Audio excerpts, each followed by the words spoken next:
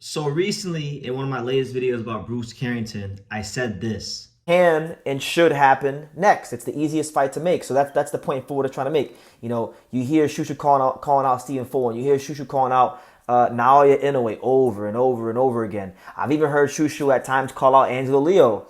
He just recently called out Nick Ball, but the guy he hasn't really been calling out in the opinion of Ford. And to be honest with you, I haven't even heard Shushu call out Espinoza as much as the other champions. Is Espinoza, right? So that's his point. To that, Bruce Carrington saw the video and he dropped a comment, and here's what he said.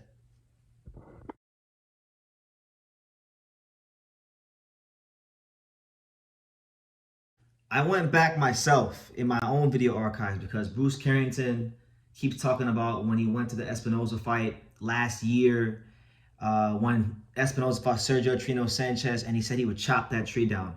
I couldn't find that, but even better than that, I found this from our own interview from that exact week. This is just on fire right now. You got Espinoza. I'll ask you about that, right? Because if he holds on to the belt, you're in the WBO. What do you think about you and Espinoza? I would want to fight him by next year for sure. Yeah. You know, the first quarter of next year, I would want to fight Espinoza, and I really want that chip, man. Nothing's gonna be able to stop me. You know, I really want to just be able to be known as the best, and I'm gonna take any step necessary to be able to do so. Okay. True School Sports exposed by Bruce Shushu Carrington. Damn it. At least you get in the fights. At least you get in the fights. At least you get in the fights. I put belt to ass, and you can see that's what I do.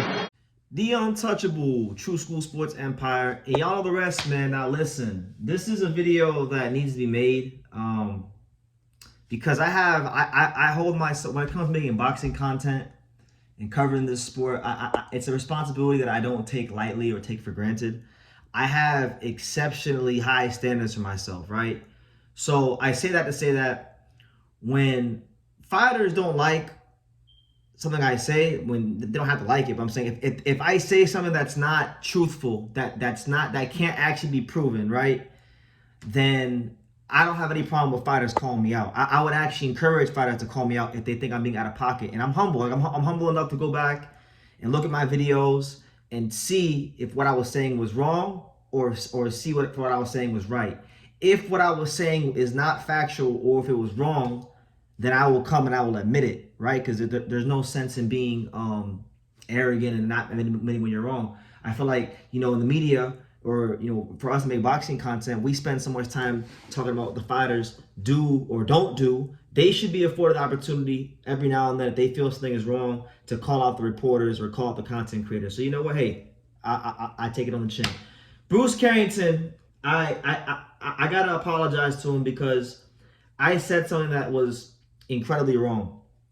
Number one, I made a video about Stephen Fulton and Raymond Ford because they went ahead and they pretty much insinuated that Bruce doesn't want to fight Rafael Espinoza, right? And there was a part of the video where I agreed with them, right? I agree with them, which was foolish because, number one, I was there when Bruce Carrington fought Rafael, or not Bruce Carrington, but when Bruce Carrington showed up to Rafael Espinoza's first title defense last June in Vegas at the Fountain Blue. I covered the fight. I was there. I was there in spirit. I wasn't there mentally because the Florida Panthers won the Stanley Cup, and as you can see, they won the Stanley Cup. Shout out to the Panthers, right?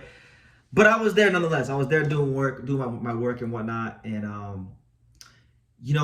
so I know he wanted to fight Rafael Espinoza. But see, sometimes I always say that boxing fans or fighters have short memories when it comes to the media, but sometimes I have a short memory. So I'm glad Bruce Carrington corrected me because, Espinoza, let's be real. I mean, I like Rafael, good fighter. But, I mean, since he's had the belt, he's fought Sergio Trino Sanchez, fighter that's not a top fighter. Robeisy Ramirez beat him. That was a good win. Made him quit. Now he's fighting a guy who's not even a featherweight, and they're draining him down a weight in Vasquez, right? So we'll see after this fight if Vasquez or if Espinoza, if he wins this fight, if they're serious about making him fight the top guys in the division, such as, Shushu, who I mentioned, Angelo Leo, Stephen Fulton, Nick Ball, those kind of guys, right? And, Shushu, if you come across this video, because I'm going to get this video to you, if you could in the comments, I could probably interview you and ask you about this, but if you want to drop it in the comments, you can. Did Top Rank make you an offer for Espinoza, that Espinoza fight on the Naoya Inoue card? Because Shushu's been running around saying that Rafael Espinoza doesn't want to fight him, so that makes me believe that maybe there was a possibility that Shushu could have fought Espinoza on the Naoya Inoue Ramon Cardenas card, because it would have made all the sense in the world. Shushu fights Espinoza as a co-main event. If Espinoza beats Shushu, Shushu's been getting a lot of buzz, from calling out Inoue so much. That would only build Espinoza's profile on top of all the fun fights he's already had in his career. If Shushu beats Espinoza, who some regard to be the best featherweight in the division, then that obviously would raise his stock exponentially for a Naoya Inoue fight. So that was a thought I had recently, but maybe I have to get Shushu on the channel and we could talk about it. But yeah, I just wanted to come real quick and just say that Bruce Carrington is not ducking Rafael Espinoza, and I'm a dumbass for saying that, because I was there and I literally had a clip on my own channel of him from that exact week when he said he'll chop the tree down, and I just didn't go look. So listen, I was wrong. I say fighters get exposed, but sometimes the reporters can get exposed too, and it's not. I don't look at it to be a bad thing. I look at it to be a good thing because it'll help keep people like me sharp. So look, Shushu's career, it's in an interesting place. He sits at 15-0 with 9 knockouts. I'll be honest with you, I don't think Shushu beat Sulaiman Tagawa, but what I will say about the Sulaiman Tagawa fight, because I've talked about it a lot, is I think that, Shushu actually does deserve some credit for even taking this Sulaiman Tagawa fight, because there are a lot of featherweights that would not take that fight, because Sulaiman Tagawa is high risk, low reward, and Shushu saw Tagawa beat Ruben Villa, and he told the matchmakers at Top Rank, hey, I want him, and then he went ahead and fought him. So look, I'm looking forward to hopefully him fighting for the world title soon, no matter who it's against. As long as he's listen, if he fights anybody but Angelo Leo, I'll be rooting for him. I can't root for Shushu against Angelo Leo because that's my guy. That's my guy. But I got a lot of love for Shushu, and I actually feel bad because this is one of the guys in American boxing that's always been kind to me, and not just me, but the entire media. He's always graced with his time, and again, I made an error and I got exposed. So yeah, Shushu, I retract what I said. I didn't mean it. I didn't mean it. I think I heard everybody saying it, and then it's been so long. It's been almost a year since you called them out and saying you chopped the tree down that I just forgot. So yes, I did forget, and I'm glad that you corrected me, and I have no problem correcting my damn self. So yeah, guys, anybody that I hear say that Bruce Carrington is ducking Rafael Espinoza, I'm gonna push back extremely hard because that's not true, and he doesn't deserve that. He hasn't even. Espinoza hasn't had the belt long enough for you to say that Shushu's ducking him. Shushu hasn't even been the number 1 contender long enough for you to say Shushu's ducking him. So let's just wait and see how things play out. I mean, Espinoza, fantastic fighter, but for me, everybody wants to crown Espinoza as the best in the division. I don't think he's the best in the division. I think Angelo Leo is best in the division. That's just me. But Espinoza, I mean, he beat Robeisy Ramirez, who's a good fighter, but I think even Robeisy was a little overrated, and even I overrated him a little bit because I was going back last night and I was looking at his box rec from the beginning of his pro career to right now, and Top Rank did a good job matching him, and then he had one fight. Espinoza had this one fight, and I would advise anybody to go look it up and tell me I'm wrong if you go watch it. But on February 19th of 2022, Rafael Espinoza fought a Filipino fighter named Ali Laurel. And he stopped him in the first round. And it was on the undercard of a Jaime Munguia card, if I'm not mistaken. It was on the zone. And the highlights are here on YouTube. I would challenge anybody to go watch it.